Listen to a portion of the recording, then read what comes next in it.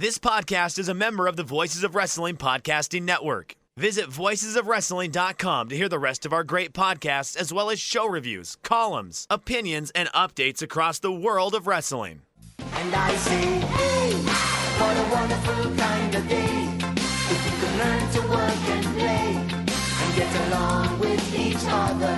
Welcome everybody to Wednesday World Games, episode number 33. I'm joined as always by my host, Liam Jones. Liam, I bought a new computer. Oh yeah!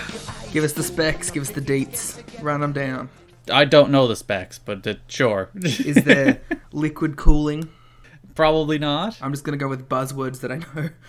Liquid cooling. Does it flash multiple colors?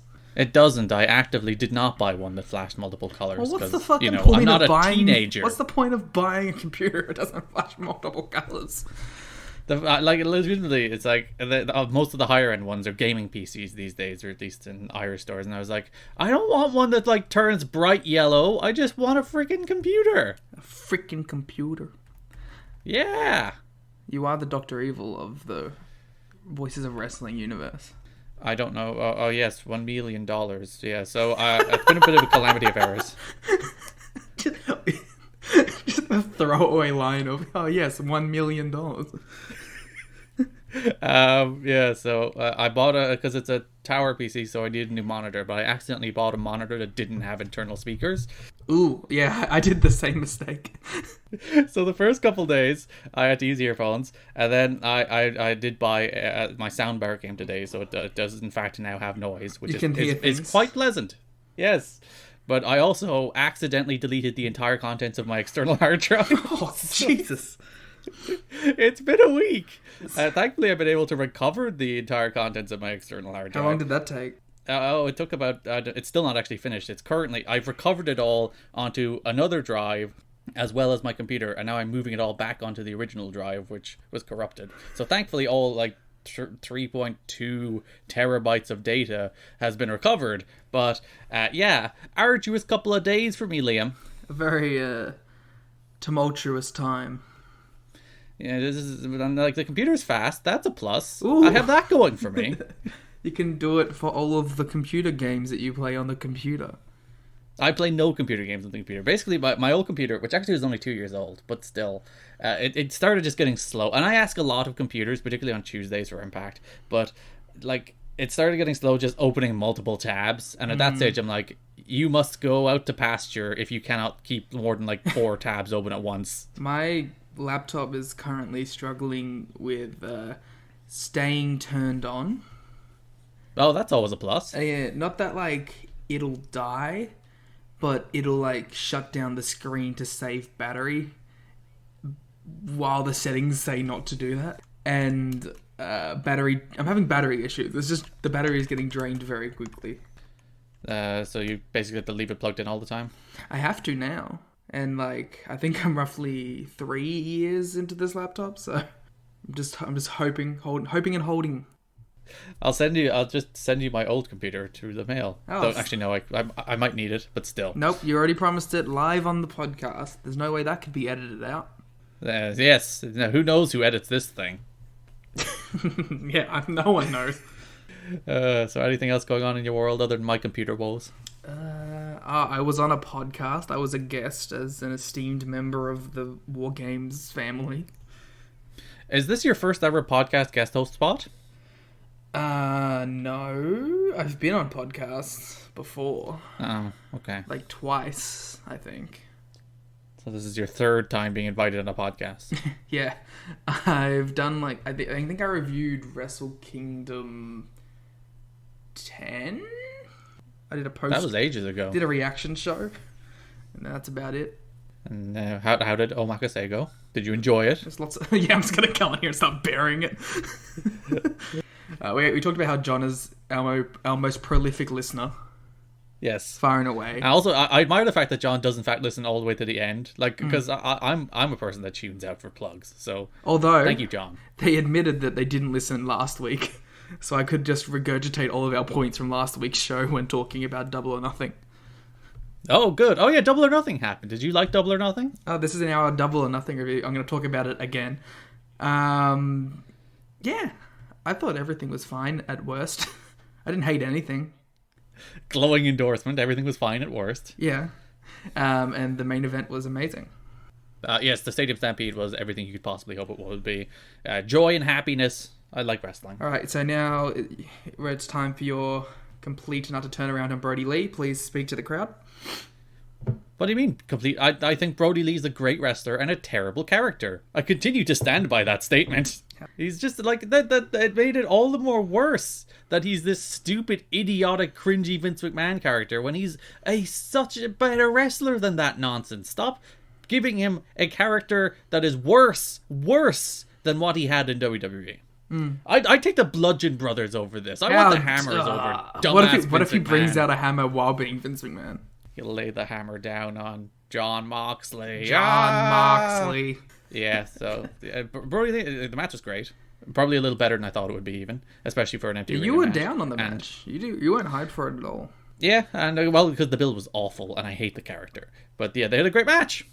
I think that's the key. Just let Brody Lee wrestle. Yeah, he's like this wild man wrestler. Stop making him be Vince McMahon and let him be a wrestler. And then, because we're going in reverse order now, I also really liked the Shida Nyla Rose match. Yes, once again, a really great women's championship match after the Nyla Rose against Riho match, which I think was probably slightly better. But still, women's title matches delivering lately. About on the same,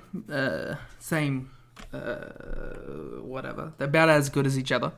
Well, yeah, if Shida and Nyla Rose had a crowd, it probably might have been better. Well, it did have a crowd of 40 screaming AEW maniacs. Yeah, everyone's favorite people, the AEW Maniacs, brother. What you gonna do? The AEW Galaxy, as they were called that one year show. Power Rangers, Lost Galaxy. And what Good else? Theme song. Oh, and Brian Cage debuted.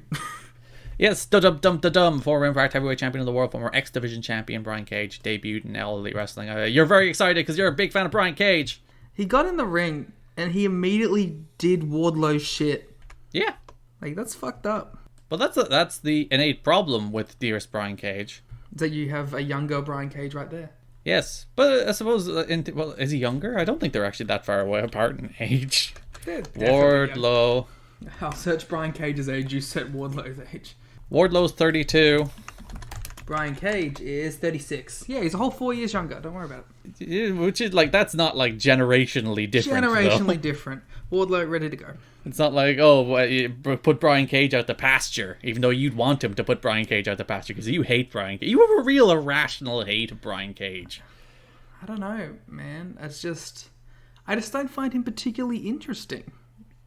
Like, it's not even a case of, it's like, I don't really like him. You hate him. I don't You hate Brian him. Cage. Stop saying I hate him. You said your exact words were, "I will quit the podcast if he wins the AEW championship." To be fair, you said something similar.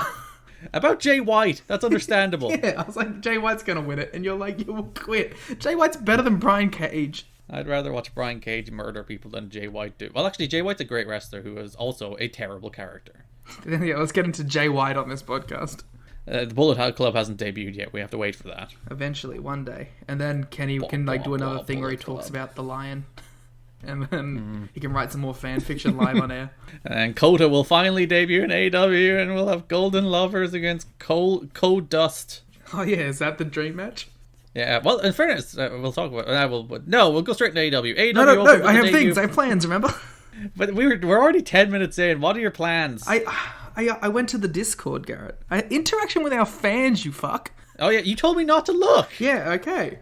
So You can't be like, I had interaction with our fans. Don't look at it, and then shame yeah, me because for I'm not gonna do looking it. at it. I'm gonna do it to you now, live on the Alright. pod. Go on. So I went into the Wednesday War Games Discord tab. Is that what you call them? Channel. Channels, I believe, yes. And I said, because nothing happened on these shows. No, nothing happened Nothing on this of interest episode of happened. All I Elite was like, Wrestling you know Dynamite. what? Please send in any gamer questions for Wrestling War Games.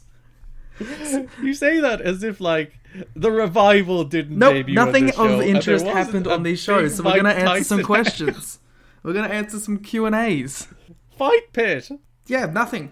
I say, so John, open bracket, Omakase close bracket, asked, when will you and Garrett review Sailor Moon?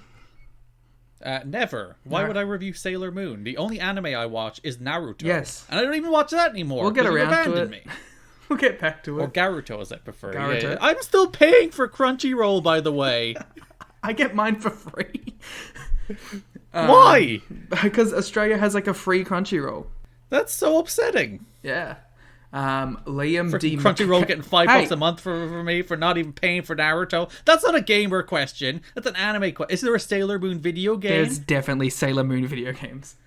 There's probably a number of Sailor Moon video games. You're a Sailor Moon. Liam D. McCann said, "Hi, Liam and Garrett. What game developer do you want to do a wrestling game? And I'm not just thinking, what developer do you want to do a game where you do matches and the wrestling? Be creative, fam." I have my answer, so you want me to say mine so you can think about it? Nintendo. Just Nintendo doing a wrestling game. Nintendo would make a great wrestling. Well, they actually made Pro Wrestling on the NES, but Nintendo would actually make a great wrestling game. I want Arc System Works to make a New Japan fighting game. I want Nintendo to make a turn Smash Bros into a pro wrestling game with like suplexes and brainbusters and shooting star presses, but you do them as Link. So you still want Nintendo characters just doing wrestling? Yeah, I still want like a Samus doing a freaking springboard 450 Dragon Rana or something. All right, so you just want DLC for Smash that's wrestling themed. Yeah, put him in a wrestling ring and let him do wacky moves, Sakurai. You're not doing anything at the moment. Go do it. Garrett, this one is directed to you. What would you say to someone who accidentally threw away their copy of Breath of the Wild? Hypothetically, of course, from Dustbuster. I'd say go get a new one, even though it's still full price. Oh, Nintendo. Joyman sent like 5 questions, and I think 2 of them are video game related tangentially.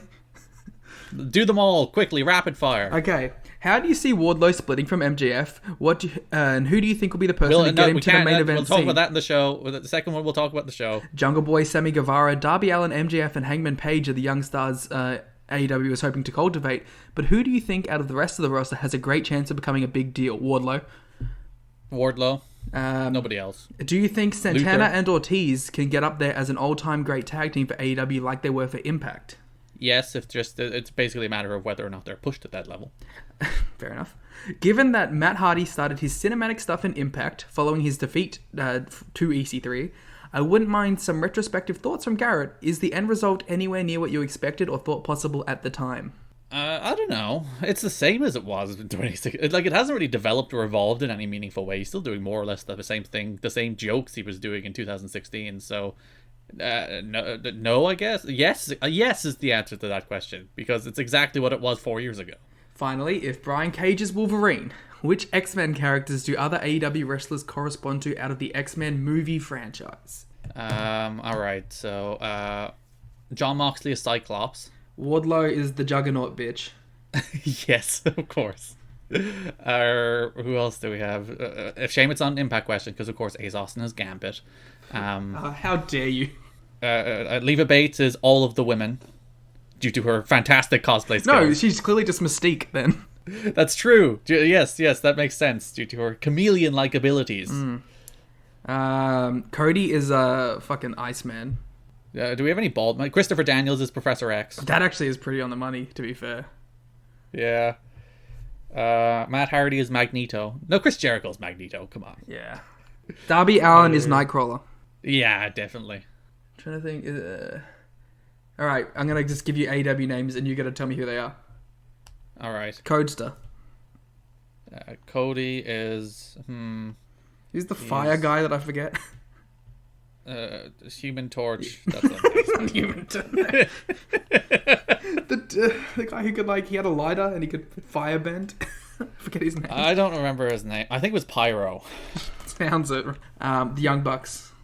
Who are a team? No, the Young Bucks are Pyro and Iceman. No, I already gave them. We already. All right, fine. Sorry. Who's Kenneth? Kenneth is. No, Kenneth is Cyclops because Cyclops is the biggest dork of them all. But I made a very funny joke about Cyclops being John Moxley because he spent most of the year running around with one eye. Kenneth is Storm. Big Storm. Yeah, I can vibe with that. Brandy is very clearly Rogue. No, not Rogue. Phoenix. Jean Grey. Jean Grey. Yeah. We'll end on a hot one. Who is JR? Jim Ross is Moira McTaggart. Says Beast.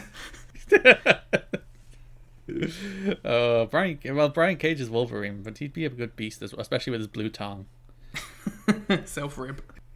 Oh dear. So Is that all our questions? I believe that is all of the questions. Every week we talk about AEW Dynamite, WWE NXT. AEW won last week, so we will kick off with AEW Dynamite, which also kicked off with the Young Bucks and Matt Hardy against Joey Janela and Private Party in a really fun match. We got a cool little segment where Matt was like, I don't want this Matt Hardy. And then like 90s Team Extreme Matt Hardy came, like, I don't want this Matt Hardy. And then what I think was meant to represent like young Matt Hardy, but he was wearing his like Omega Matt Hardy. Yeah, but he's wearing his 2009 key gear. Which I think was meant to be him as like young boy Matt Hardy, 18 in WWE somehow. And they decided, yes, that was the Matt Hardy they wanted. Old school, like really young backyarder Matt Hardy. Like when Jeff was 17 and still working WWE illegally. Indeed, and Matt did a moonsault. He broke out a moonsault in this match with his big Jimmy knees. This was a really fun match. Yeah, Matt Hardy, again, say what you will about the character. Love or hate the character. Matt Hardy, bell to bell, has been really good in AEW. Yeah, and I think this is the best his gimmick's been in forever. He's just bouncing between characters. Yeah, but like, I think that's a good way, because like what you've said from the start is like, it's a catchphrase character. And if you can't do the catchphrases, what's the visual equivalent of the catchphrase? Doing the gag where he changes from different generations of Matt Hardy. Indeed. The Butcher and the Blade attacked the Young Bucks after the match before the Revival, or FTR, or fuck the rest. Fuck the language. Rest. Not the best. I just wanted to give Mark Quinn some credit, because I bought on his injury completely. Oh yeah, and it was clearly just a way to get Matt Hardy out of there. Which I thought, it was a nice little wrinkle to Matt Hardy's character, that he would in fact sportingly help his opponent out. And from the start, he was worried about it. I also thought Isaiah Cassidy did a really good job of selling it too.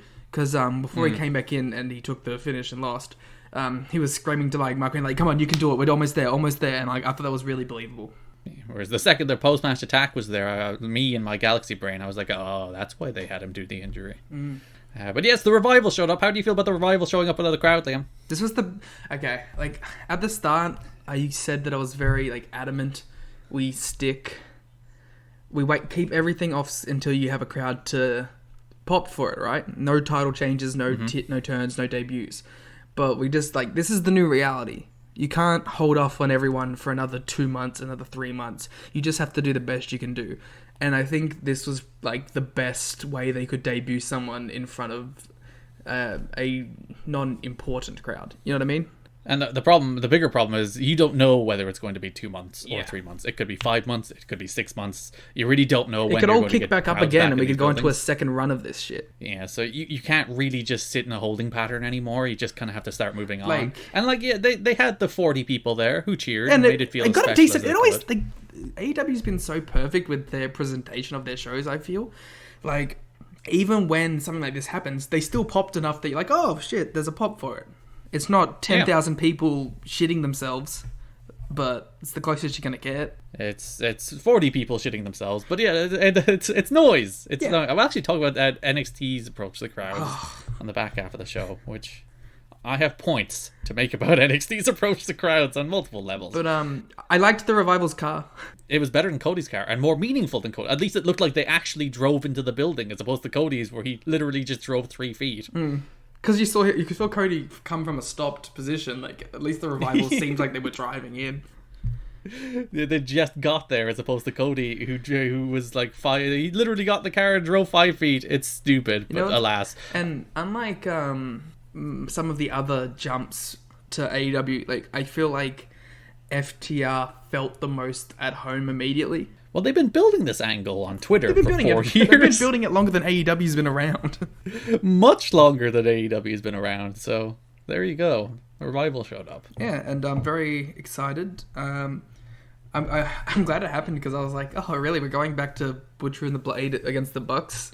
That was like their debut feud, basically. I was thinking, poor Butcher and the Blade are always just like props for whatever story. It's like, you're MJF's guys, now you're just guys for the Revival to beat up. And now it's you're like, probably poor going to guys. start feuding with the Natural Nightmares on Dark.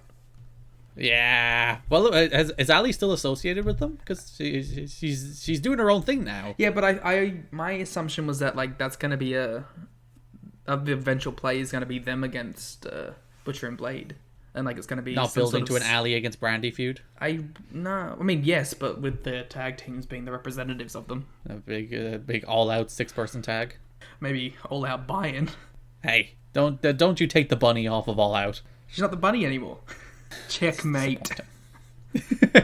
John Moxley entered to join commentary, or do you have more things to say? I just wanted to about the say it Revival? was overall, I thought it was a really good first 25 minutes to the show. Yeah, good match, good angle. What more can you want post pay-per-view? Especially post pay-per-view, which generally seems to fall into like the last time the post pay-per-view show was very kind of low-key resetting the table, and this one it's like, ooh, big moments. Was it? Last time had Jake Roberts debut. Well, Jake Roberts, yeah. Who do you want, Jake Roberts or the Revival? Well, which one of them's going to whip their snake out on TV? John Moxley joined commentary as Brian Cage squashed Lee Johnson. Oh, Lee on Dynamite. Johnson, our boy. He has such good... I'm almost so upset when I see how good his gear is. And he has, like, multiple different versions of this gear. And it's better than, like, 90% of wrestlers. And he's, like, enhancement talent on AEW. So what are you doing the rest of the wrestlers? I'm a big fan of AEW Dark. I'm not. It's a squash match show that's perfectly meaningless. And it's fine. It's but, fun. like, nah. You see some cool people in there. You see Musa. You see Grim. What are your thoughts on Grim? Big friends of Mike Tyson. Yeah, no. Part of the close knit circle of Mike Tyson. That's how they got to AEW. You see Wardlow. He was on the last Dark. Yeah, but they're just doing pointless squashes, and that's fine. Yeah, But I pointless don't squashes ever are need fun. to watch it. Not a freaking 11 of them in a row. Yeah, but what do you want? 11, 15-minute matches in a row? No, it takes like 3 matches, but like 11 of the same kind of match, back to back to back to back to back to back. Yeah, it's fun. It's just excruciating. Especially in front of nobody, it's even more excruciating. Yeah, because they don't even have the 40 people in the crowd because they're all wrestling.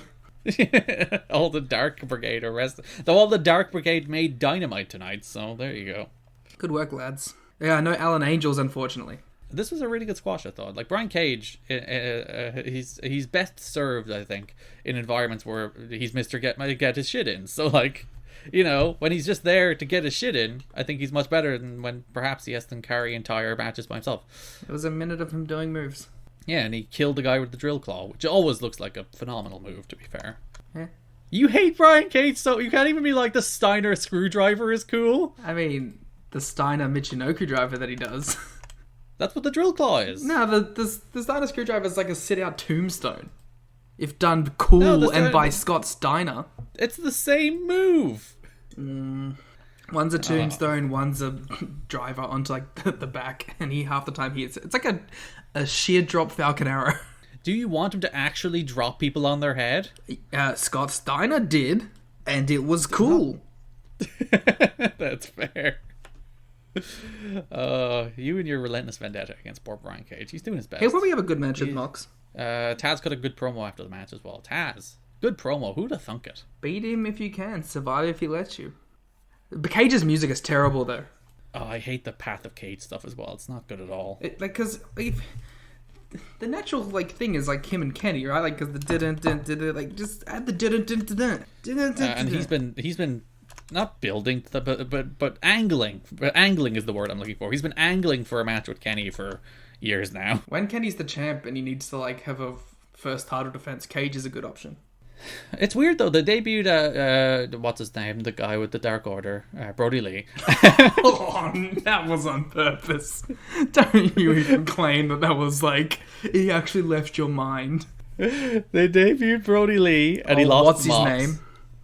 They debuted Brian Cage, and I assume he's just going to lose the Mox. It's a weird way to debut 2 guys who you'd like, in theory, who you'd be pushing as like unstoppable monsters. I mean, it's if they do a similar finish to the Brody Lee finish, I don't think Cage loses anything from losing that way. But like, it's still his first major match, though. Do you want these guys losing their first major match, both of them? I don't think it really matters in the long term. I think you lose a bit of that like guy finally overcoming the person, but like I also don't know if that matters that much anymore. But I still think those are... it's those two guys in particular, though. Like, the big unstoppable monster Brian Cage and the big unstoppable... Lance Archer. Cult leader. Yeah, all these people are losing their first feuds, which I get there's people there that they want to push. But I think that's a problem with the way they set these people coming into two big programs at the start. That's the problem with doing that in general, you know what I mean? Yeah, so they should have eased these people into lower card programs before having them lose to Cody or Cage or to Moxley or Moxley again. Well, we'll see. Britt Baker is telling you about the rules to be a role model role with 2 L's now because she's in a wheelchair. Very good pun. Britt Jericho. I thought the content of this was good, but the delivery wasn't particularly good. I don't know. I was entertained throughout, so... Tony hates her. Tony's the best. Tony's just like, ah! Tony was like one step of doing his what the fuck again. Well, she did. She nearly said, get the fuck out of my way in the second, didn't she? And Rebel was there again. Rebel's getting on the screen. Menagerie to tributes. Good stuff. I like... I was gonna say, I almost called her Statlander. I like Baker still. And she'll be back at All Out, which is, I think, way longer than than what Tony Big TK said on the presser. Well, All Out is in theory, September? Yeah, it's 4 months away. Yeah, and he said it would be 2 months max for her injury, so... maybe they saw, like, this is a good angle for her, so they should basically just keep her in a wheelchair for another 2 months. Hey, and she doesn't have to go bump around, so... Or wrestle. I like how, her conspiracy bit was, like, was a complete, like, homage. I did enjoy the bit where she was like, Aubrey Edwards was there for the first one, and she was there for the second one, and she was somewhere for the third one. I was like, wow, was Aubrey really at all three? Oh, no, it wasn't. It's just a good bit. Yeah, it's a good bit. I thought this could have been trimmed slightly. I think you should put the Brit in the more backstage. Or, I was going to say, this should have been a pre-tape scenarios. instead of being out on the ramp. So you can get rid of like awkward pauses where she's like, Rebel, go get my board. And then she just sits there and there's silence for like 30 seconds as Rebel goes and gets her board. But yes, Brit is certainly better than she used to be. Yeah, she's really found herself in this heel character. I think like she was always meant to do the heel shtick. Chris Jericho and the Inner Circle were cutting a promo before Orange Cassidy walked across their shot. And then they were like, ah! Jericho was mad. I'll be furious, in fact. Not very mad. I'll be furious if they do Chris Jericho against Orange Cassidy without a crowd. That's one you do save. Do not do that without an audience. Jericho and Sammy versus Orange Cassidy and Mike Tyson. They should do that, and then Jericho should knock out Mike Tyson. Well, with the Judas didn't effect. Tyson say like his favorite thing? Oh, no, it was Nakazawa. I think I said this last time. I keep thinking it's Orange, but it's Nakazawa that he loves. So what you're saying is it should be yes, Tyson and Nakazawa against Jericho and Sammy. Nakazawa got his first win on Dark. I'll have you know. Good for him. Beating Brandon Cutler. Brandon Cutler and Peter Avalon on their race to the bottom. Yes, I really hope that's an all-out buy-in match, and they're both just like that's actually. And then it's a draw. That's a good story. That's a good use of the rankings to be like, these guys never won a match and they're desperate. I like how it's like they're below even Lee Johnson. Yeah, Lee should win all his matches. That's the next key is to have them lose to like your Lee Johnsons and your Allen Angels. Yeah, before they eventually do wrestle each other. Like that will legitimately be an all-out match that'll have stakes and importance. Well, if that's it added the story a they little tell all the fire way. to a pretty nothing battle royal. So we'll talk about the battle royal in a minute. Sheeta defeated Christy James in it was fine. Yep. It was a little long for the newly crowned champion in a match against a nobody, but other than that, we're getting a lot of HBO Max plugs on this show. We are. Which do you think? What's going on? Fighter Fest is coming up next. Do you think that's going to be on HBO Max? As long as it's on Fight, I don't care. Yeah, once I have access to it, because we don't have HBO Max here. Who cares? Yeah. But like, HBO Max is a pretty big deal. I'm getting that impression. It's the Warner Media streaming service. Schneider yes, so Cut's going to be on it, and if it's like, yes, hey, all you nerds, stick around and watch Jon Moxley versus Brian Cage. Sure.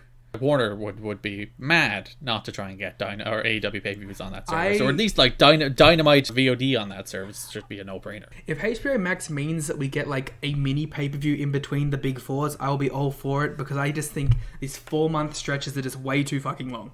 6 weeks is ideal. I've screamed that from the rooftops. It's like 2 months too long, 4 weeks can be a little too short, 6 weeks, perfect window. Yeah, so if we can start getting like a B tier pay-per-view every 6 weeks or so, and it's on HBO Max, I'll be all for it. Because like it's why, even though they do these like mini pay-per-view equivalents on TV, like what Blood and Guts I assume would have been, Bash at the Beach, stuff like that, and the Jericho Cruise, I don't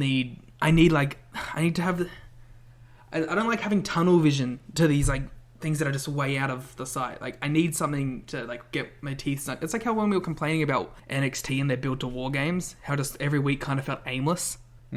It's a bit kind of like, it's like that when there's something is so far away, there's just nothing that's seemingly coming up. You need to have something to build to in like the immediate vicinity.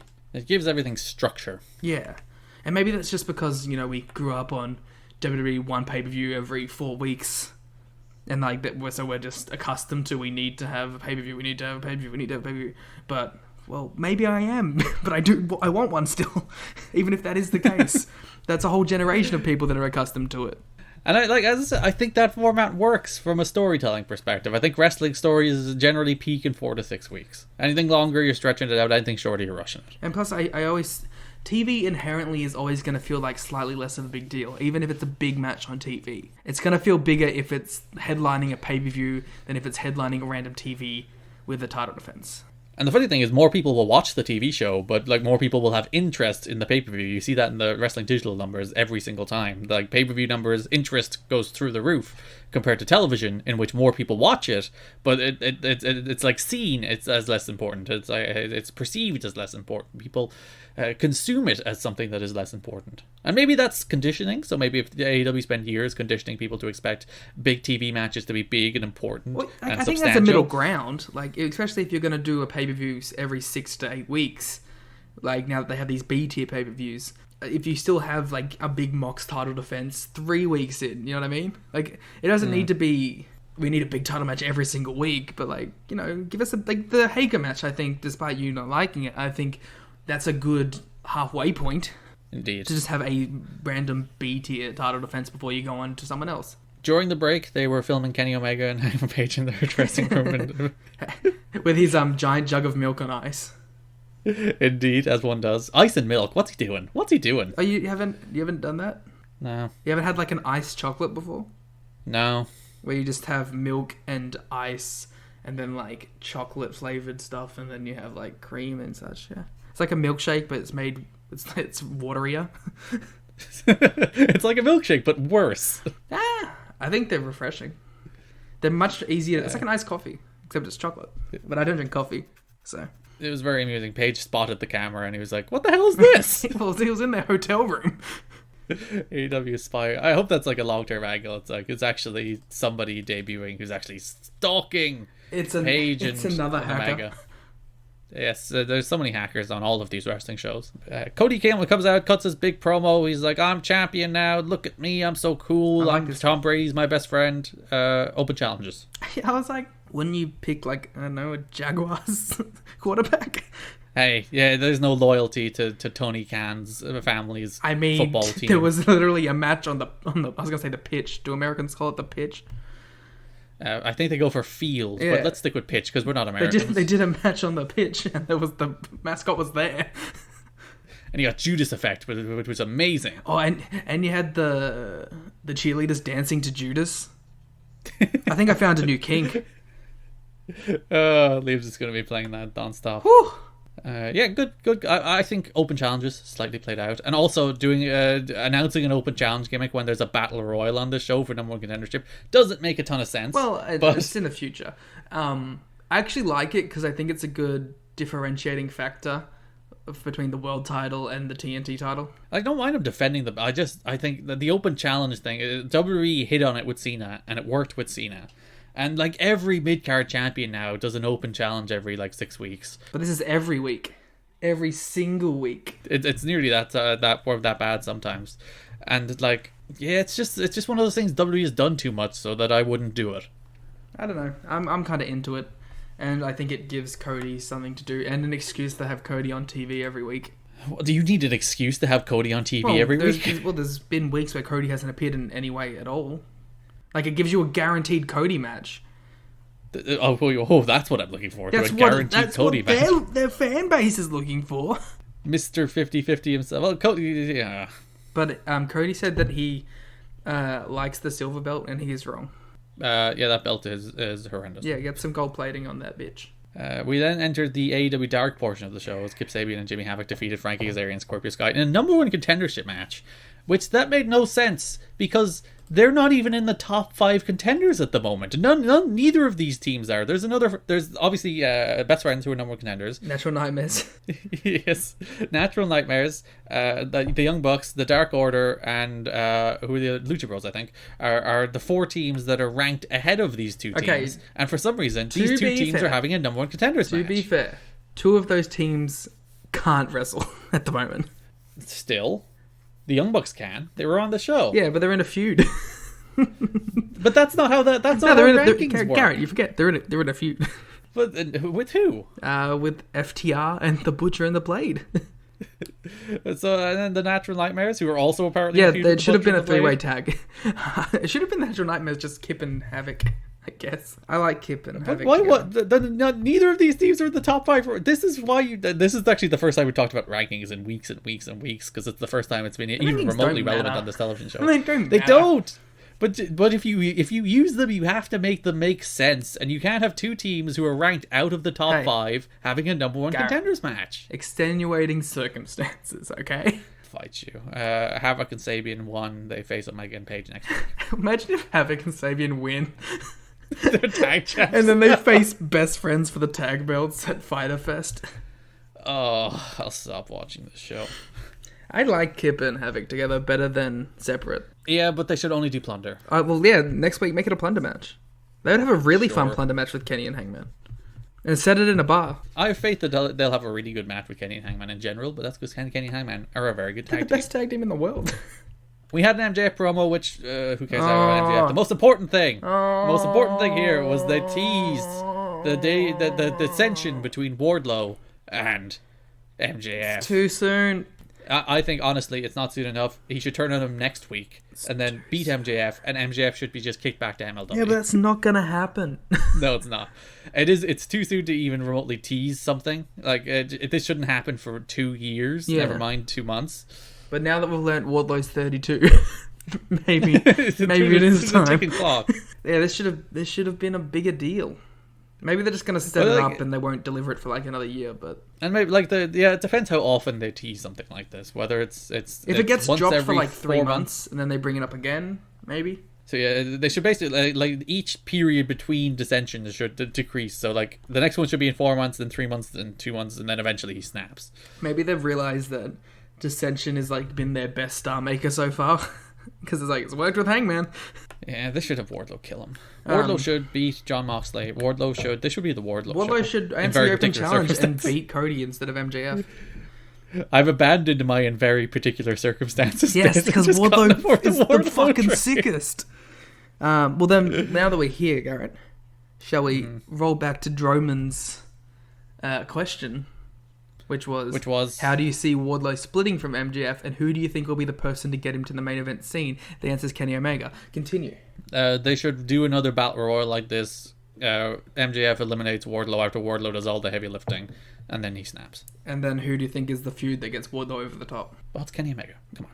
Because Kenny's going to make a star out of anyone they need him to, especially 2 years down the track once he's been world champion 3 times. Speaking of battle royals, we had the biggest nerd battle royal in the history of Dynamite. It had all of the nerds. I love Orange Cassidy, MJF, AEW Wardlow, Dark. Billy. It had Billy, Luther, Billy, Luchasaurus, all Marcus caps, Stunt, no Coco Cabana. spaces. Which is a tribute to Billy and Chuck, of course. Brandon Cutler, Peter Avalon, Sonny Kiss, Daniels, and Jungle Boy, won by Jungle Boy. So many nerds. Dark showed up in force. Did you see the Dark clip? I'm talking about AEW Dark a lot. Did you see the Dark clip of Sonny Kiss's axe kick? No? It was so fucking sick and so brutal. He does that flip downward kick and just murdered. Sonny Kiss is one of the few dark people that I would like to see on Dynamite more. Yeah. Well, they're doing a team with Sonny and Joey as South Jersey scumbags. As one does. So, like, a bit more of that. Yeah. Jungle Boy won. The Jungle Boy and Orange Cassidy had a fun little closing stretch. Otherwise, this match was abysmal. Santana Ortiz beat up OC. Yes, so Orange Cassidy will be, in fact, feuding with the Inner Circle. Which I assume means the best friends will be feuding with them too. No best friends on this show. Well, they have their tag match coming out. I did like Chuck tweeted, a number one contendership match, have I been fired? Yeah. Which brings us to our show closing angle. Hell yeah. It's Enochiism time, baby. As Jericho and the Inner Circle had a fun little pep rally, the highlight of which was that they printed Inner Circle wins Stadium Stampede t-shirts. And they like dumped them off. Really, they should be crowd. selling the jerseys. I want one of the jerseys, Liam. I'm so upset they're not selling them yet. I would frame the jersey. I would buy an Inner Circle jersey. Yeah. Who gives a... Let's just ignore the first 10 minutes of the segment. Yeah, I thought the first 10 segments, 10 minutes. I mean, it's good Chris Jericho fun. Jericho comedy. Then Mike Tyson and his crew came out. Yeah! I thought the pull apart was good. I'll give him that. But the build up to the pull apart was like the cringiest, most awful thing I've seen on this show in a long time. That's because Mike Tyson didn't give a shit. He did not take it seriously. Who was the guy next to him? Have we worked out who the guy next to him was? Apparently he's some like dude who's like just some rich kid, like who's like lives off his like I don't know if like lives off his dad's money, but like lives off his dad's fame or whatever and notoriety, and he's just like in Tyson's crew. He had no business on television. Like the fact that whoever was Tony Khan apparently runs Gorilla. The fact that Tony Khan saw him and let him walk out his entrance tunnel. Everyone else, I think it's fine. Especially like that. Henry Cejudo, who should have got way more play for being out there. Someone who was a multi-division UFC champion like 2 weeks ago. I don't know all these UFC people. They're fake sport. Garrett, even so, you surely can understand the magnitude of having someone who was a 2-division champion, a really recognizable fighter, was 2 weeks ago, and like he we barely have to got any focus play. on the doof with the next to him. He's just it's fine. Don't worry about it. And Excalibur tried so hard because he's like, oh, Henry Cejudo's there. Henry Cejudo. Oh, Henry Cejudo's getting the fight, but he's like, come on. And Rashad Evans was there. And Rashad Evans is really cool, and Victor Belfort was also there. No good. Like the idea is to get mainstream publicity. The idea is for this clip to go everywhere, and you don't want this clip going everywhere. You don't want that clip of Tyson doing the weird flexing and smiling His thing. weird mate with face. fucking eyeliner on. Yeah, you do not like. If I were AEW, I would. The clip I sent to the media would be cut the second the pull apart starts. Yeah. No earlier. Yeah, which I think they did, to be fair. Well, the clip they posted on TNT started from, or the TNT Twitter started from. They posted Tyson's 2 of them. entrance. So they should have trimmed that down. CNN covered it, and in their WWE section. But like, I'm personally, I've always been of the opinion these celebrity things never work, and you shouldn't do them. I mean, because like you want people to think Kenny Omega is a mainstream star. You don't want to bring mainstream stars to make people think Kenny Omega is a mainstream star. It's the exact like, complaint we had with we were talking about the Game Awards. Yeah. When Vin Diesel comes out and goes, and they all go, "Whoa, there's a real celebrity here." Like, look, there's a real actor. Fuck all these other guys. Look, there's a real one. And he's going to talk about his video game.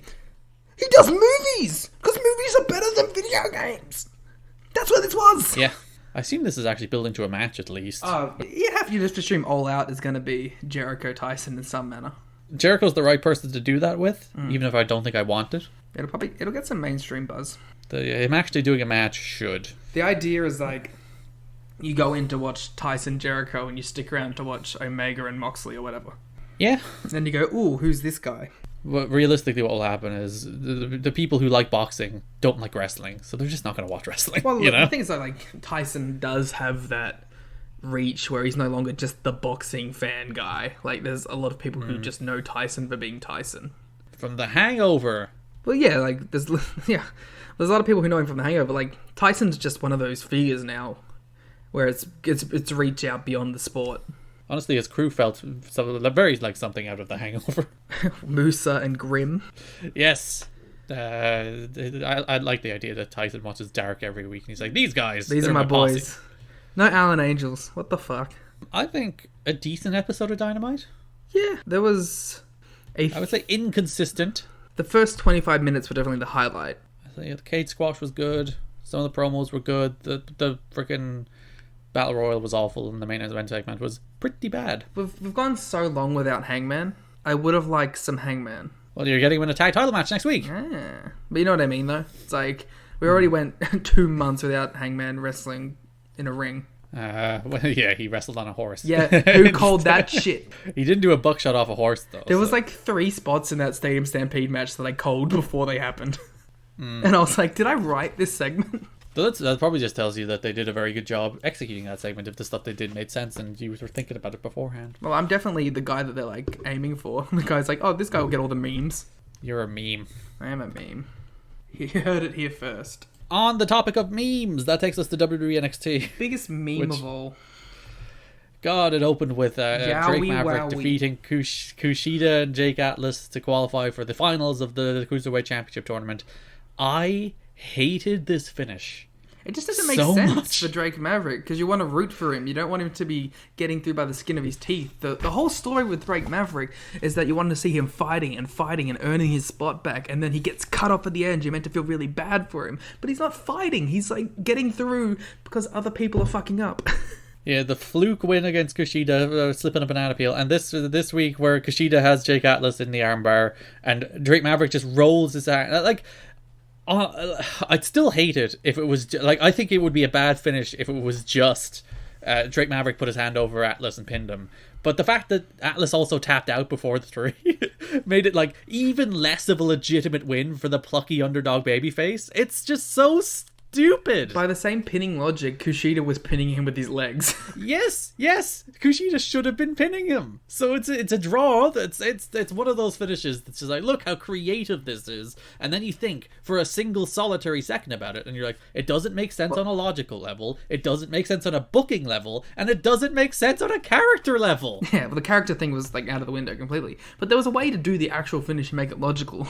But it's just like chose to do it in the most skin of your teeth, bare minimum shit possible. And WWE are doing their shitty ass exploitative storyline where they fired a guy and brought him back and made him fight for his job, and they can't even do that story well. They can't even do their shitty exploitative story properly. This company is so bad. They can't even do a good underdog babyface story fighting for his career without completely undermining it. Jake Atlas had cool gear. And they're like, no, I'm not done. And then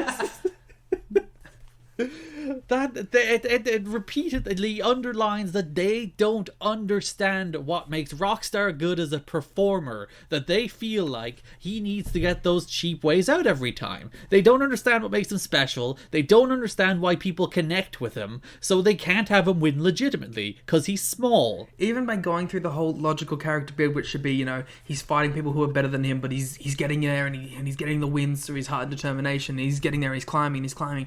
The obvious conclusion to that is you have someone in the finals who is an absolutely despisable heel who you're like, oh, he has to beat this guy and he has to get through him, but I don't think he can. But it's like, no, you've just had some dude.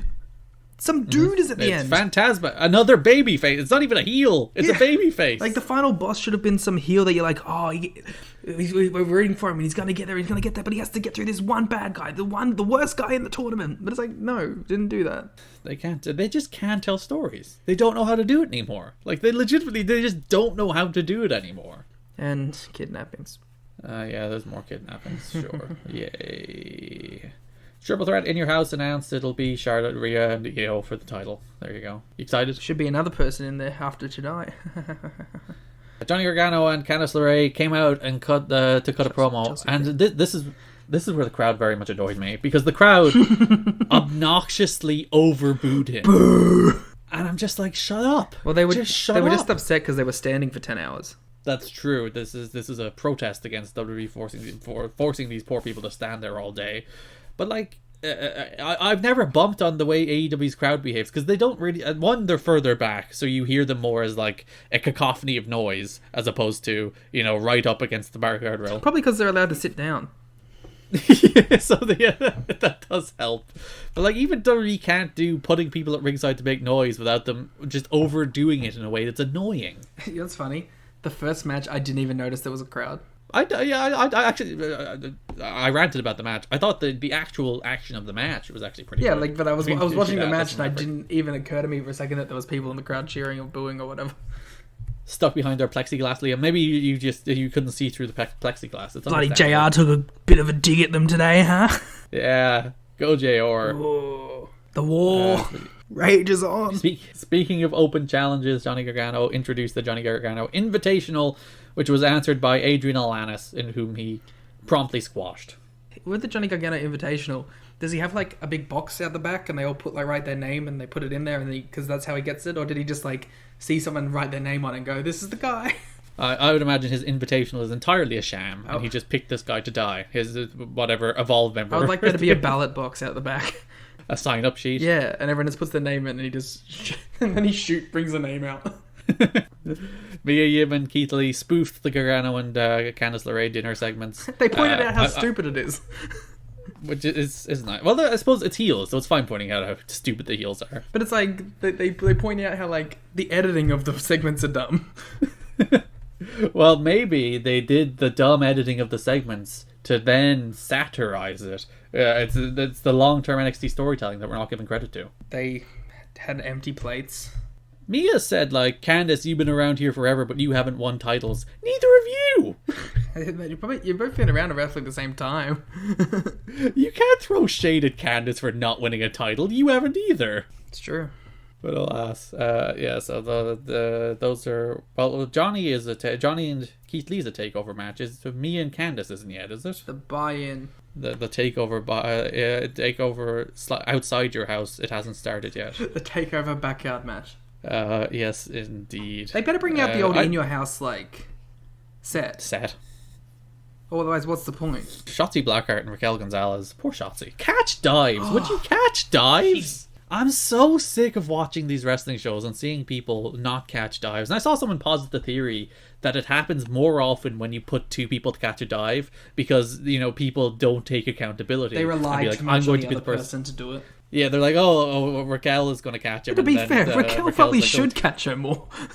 Yes, but like it's just catch people, for the love of God. Can we start catching people?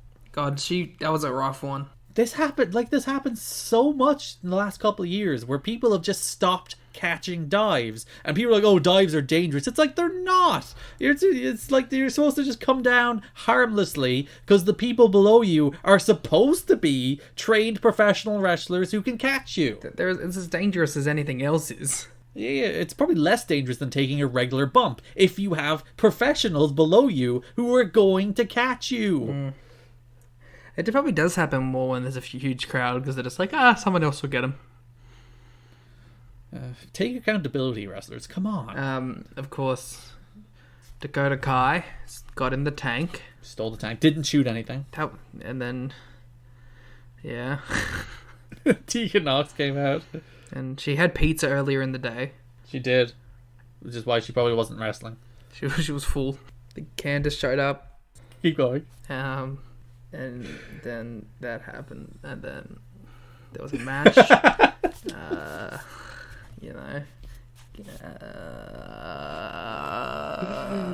Liam has so much to say about NXT. We had a video package for Damian Priest versus Finn Balor. And Finn Balor said he will... Oh, yeah, go on. Damian Priest. I went Scottish immediately. I was practicing this earlier. I have to go like, the snake's in the back. The snake's in the back. I'm gonna bury you. You still went I Scottish. know. I practiced this. Okay, I have to go like really offensively Irish first. So like I have to go like, oh hoity toity fucking yeah, blah, and then and go from there to go like, oh hoity toity, oh fucking bury you. There you go. There you go. You didn't slip into Scottish. He's gonna bury him. He's gonna bury for him the boys. I just turned into Drew McIntyre. Oh, the boys in the back. I hate Finn. The snakes No, actually, in the grass. I now kind of ironically enjoy Finn. Oh yeah, because it's so over the top now. It's funny. Charlotte Flair and Chelsea Green defeated Rhea Ripley and Io Shirai. So we did those 2 DQ finishes so that Charlotte could just go and pin Io in this match. She had her feet in the ropes, but still, she just pinned her. I hope We the twist couldn't is pin that her Io last just week. pins We have to pin her now. At the I was gonna say the pay-per-view, but I hope Io pins Charlotte now. And like they put Chelsea Green in this match Have Chelsea take the fall, for the love of God. It's gonna be Rhea beats Io, and then Charlotte's gonna fuck off back to Raw. I'm gonna be so upset if Charlotte does not take the fall in that match. I will be mad online. And then Chelsea Green fired Tony Khan. Poor Robbie E got sacked. Chelsea had one event of success, and then she fired her manager. He's gonna have to run back to Aaliyah. hey, remember me? You wanna be a part of the team? He should bring in Rob Terry. He should just bring in Robbie T, and they should run Rob. And Robbie T should be the Wardlow of NXT. Hey, just like Raquel is the Mel of NXT. How dare you? Then they will run wild. Wardlow. Welsh Wardlow. I'll bring back Big Barry. Who? Mason Ryan. Why did you call him Big Barry? Because he's Barry Griffith. Barry Griffith something. That's his name on the Indies. Why do you know Mason Ryan's name? Because he was TW. Fair enough. I thought this match was actually pretty good. It was a good match. I don't remember it. There you go. Ton to say about WWE NXT. Oh, I don't even want to talk about the next segment. Oh, Cole and Regal? You're super into that? I don't want to. It's just, who could care, ever? It's going to be a cinematic match. It will be a cine match. Regal announced that Cole will face a Velveteen Dream at a location of Regal's choosing. It's going to be the Velveteen Nightmare. It's going to be a Velveteen Nightmare. It's going to be a Velveteen Nightmare, and it's going to be in a literal house. And what if he wins? I refuse. Why is he getting another title shot? I don't like that William Regal, Man of Fairness, is like, oh, this man is going to get another title match. He's a babyface because he's like, well, he was screwed out of it. He's going to face him in a house, and all of the Undisputed Era are not going to be able to get into the house.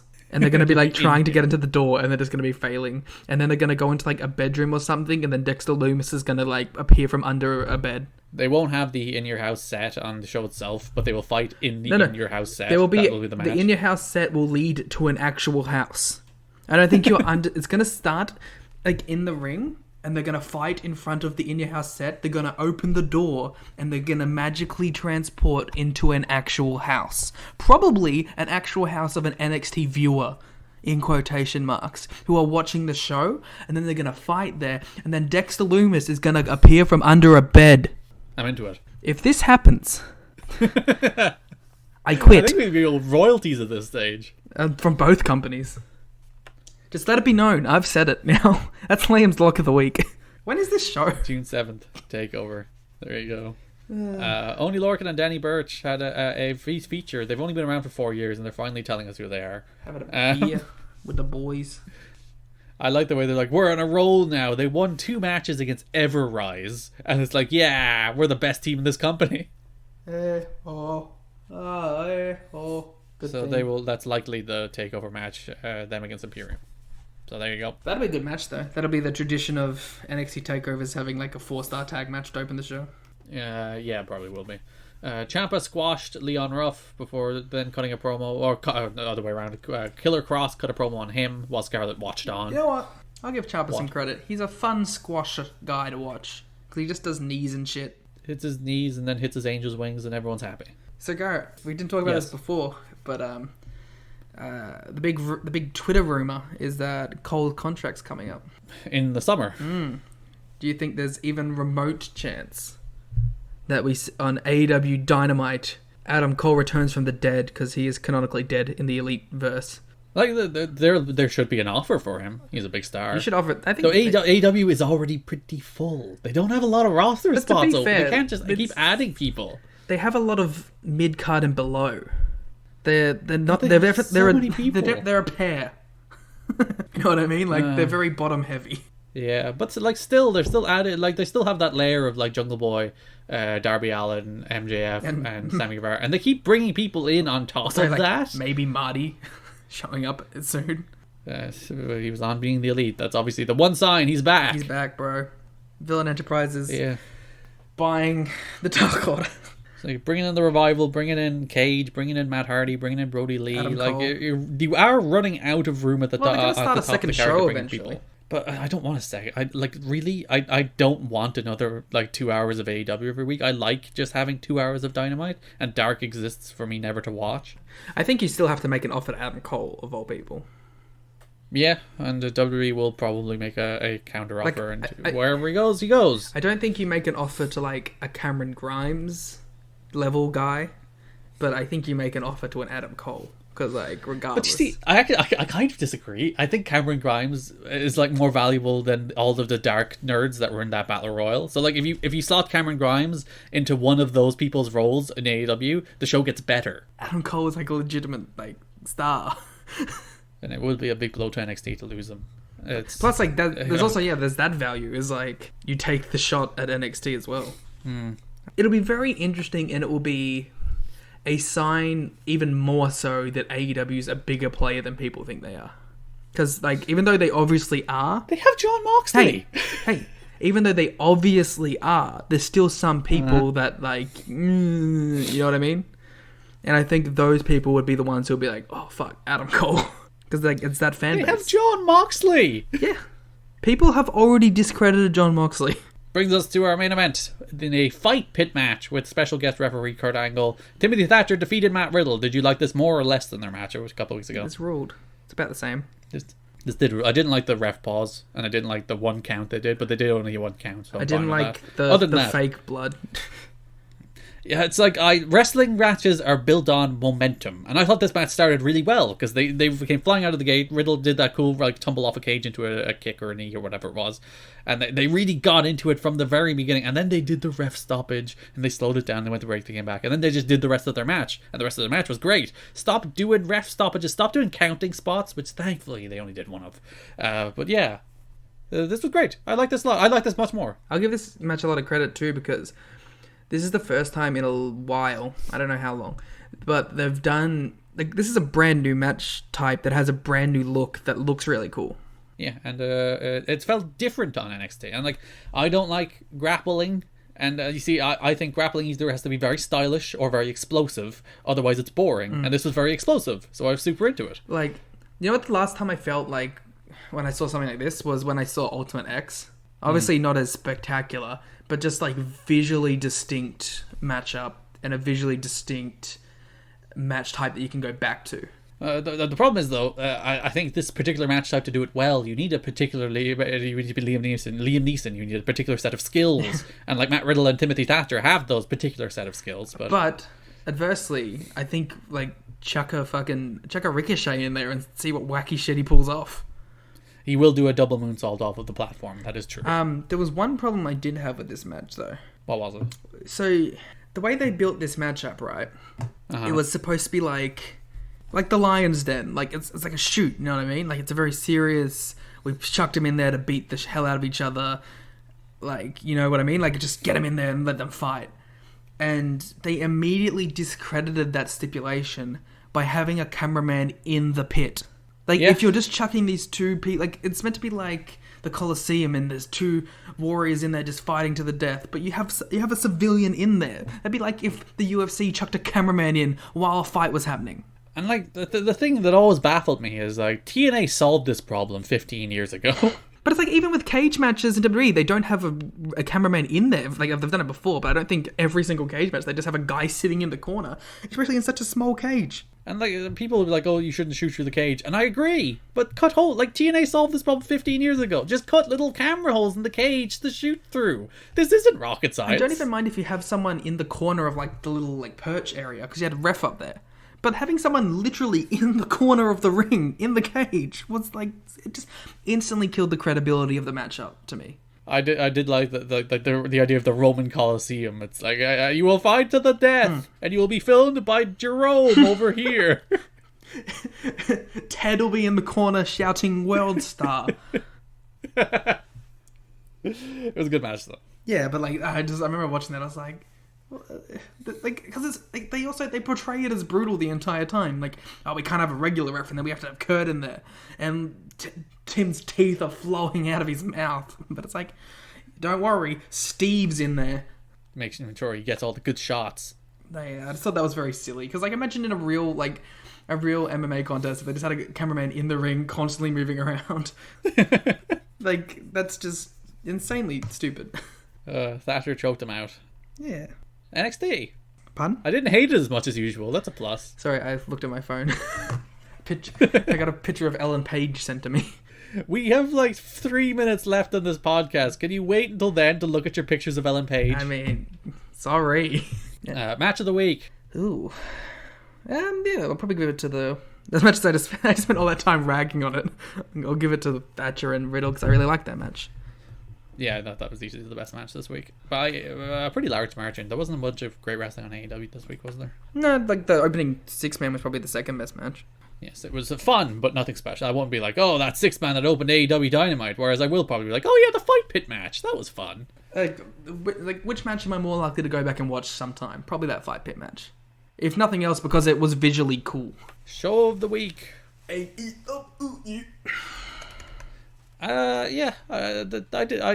didn't hate or love either of these shows. I'm relatively indifferent to both of them. I think both had good points and both had bad points, but I'm probably leaning slightly toward AEW. Slightly. Yeah, I'm about the same. Poll 75% AEW, 25% NXT, so it didn't matter who I voted for. Once Garrett bothered to remember the password to the account. Listen, because I have a new computer and it didn't, for some reason my Chrome passwords don't autosave, whereas my Firefox ones do. I should probably look into that. But alas, thank God, there we go. Liam was here to save the day. You did save us from not being able to post a poll. And speaking of So saving the day, go listen to me on Omakase, in which I saved the day. It was a long podcast. It was like 2 hours almost. And that's not that long. Well, it's long because like our podcast is like an hour and 15 minutes our max. Yes, this is going to be one of the longer episodes that we've done. Yeah. So like, what do we talk about? We reviewed Double or Nothing. We did the 5 matches, and then we spent like, you got the Naito Omega debates that you wanted. So go listen to it for that. I wrote a little speech, and then we talked about like not even mid. We talked about all of the 2010s of New Japan for like half an hour at the end. So a fun time was had by all. It was really fun. And there was some technical issues, but we got past them. And hopefully we'll give it a second shot with less technical issues one day. And you'll be able to vote in the Omakase Awards this year. I want to get in on a draft. So this is a formal call out of John to get me in on a draft. Well, there you go. You can follow us on Twitter at WarGamesPod, where you can vote and follow. You can follow me on Twitter at Garrett. You can follow me on Twitter at Larkin, but again, he'll only let you in if you're a high profile influencer. If you have a tick, or if you're got a decent amount of followers, or if you have scoops. They're my 3 requisites. If you would like more Elite coverage in your podcasting feed, you can listen to Everything Elite. If you'd like more WWE television coverage in your podcasting feed, you can listen to Shades and Ropes. If you'd like more Liam in your podcasting feed, you can listen to Wrestling Omakase. Thanks for listening, and bye-bye. I have no ending.